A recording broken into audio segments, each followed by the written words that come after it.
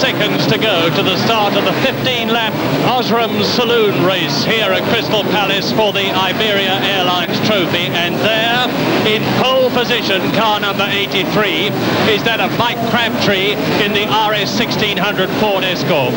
Next to him, in the 2.5-litre Vauxhall Viva GT, is that of Gerry Marshall.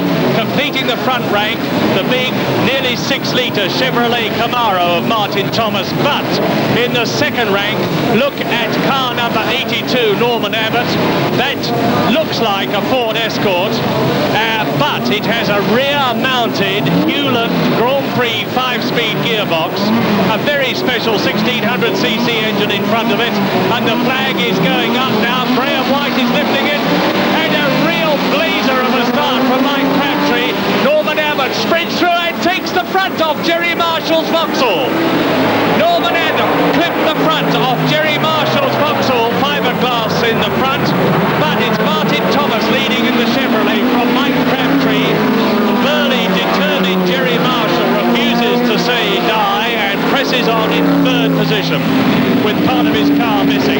Martin Thomas in the Chevrolet Camaro leads on lap 1 as they go down to the fastest part of the course to the left of the magnificent Crystal Palace swimming pool, and then up to Ramp Bend, Mandalay Ramp, Maxim Rise, and the slowish right-hander at South Tower Corner. And it's the big 5.7-litre Chevrolet Camaro with Mike Crabtree in the Ford Escort RS1600 and Gerry Marshall both trying to get through as they come through at the top straight.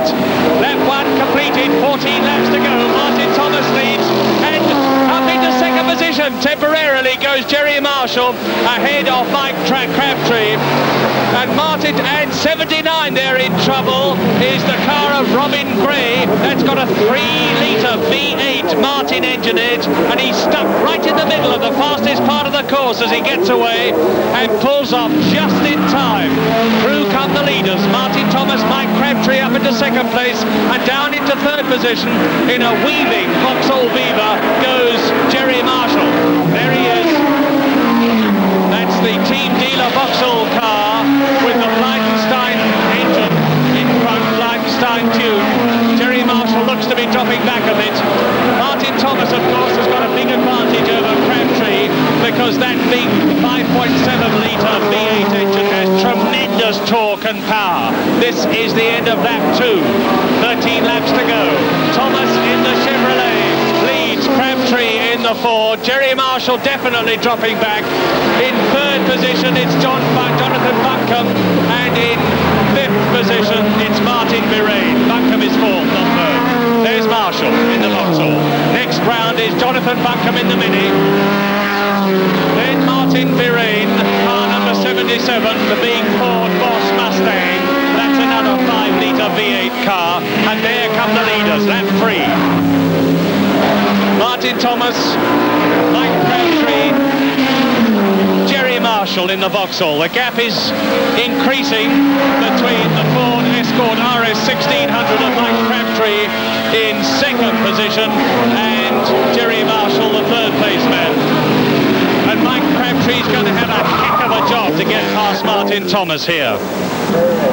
And the trouble with car number 82, Norman Abbott, is out of the race with a broken radiator, and Gerry Marshall is fighting back on the top straight at North Tower Crescent. Still hardly anything in it between the first and third men. Look at them, nose to tail.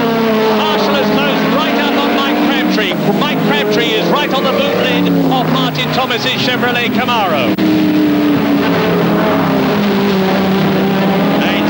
Very difficult to get past at Crystal Palace. It's a very tight, natty circuit.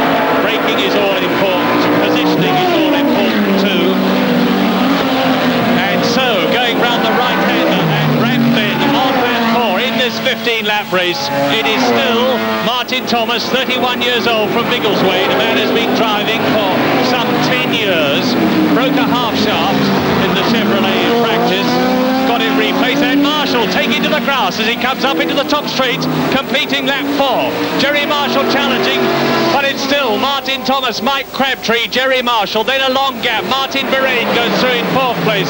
Jonathan Buncombe is in 5th place in the leading Mini, and in 6th position it's Ian Bax in another Mini, followed by Dick Ferris in yet another Mini. There are the 3 leaders.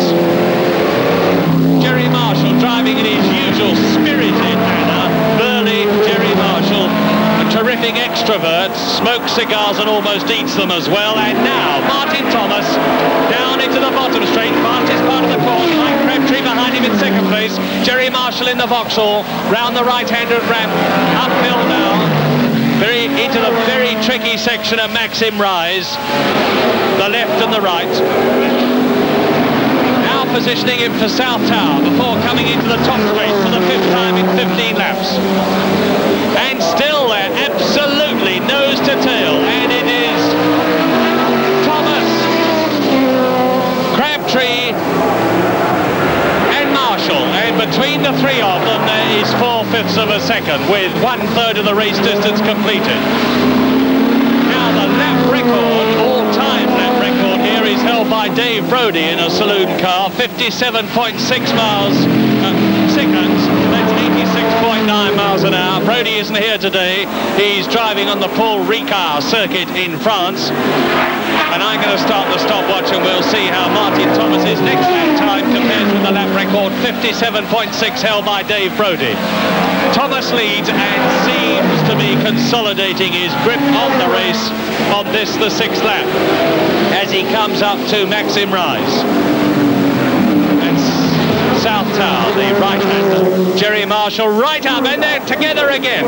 It's very interesting that Martin Thomas loses time on cornering on that tricky part of the circuit, pulls away on this, the fast part, and as I said before, it's going to be a very, very determined Mike Crabtree or Gerry Marshall if they can get past Martin Thomas. They've still got some time left to do it, 9 laps.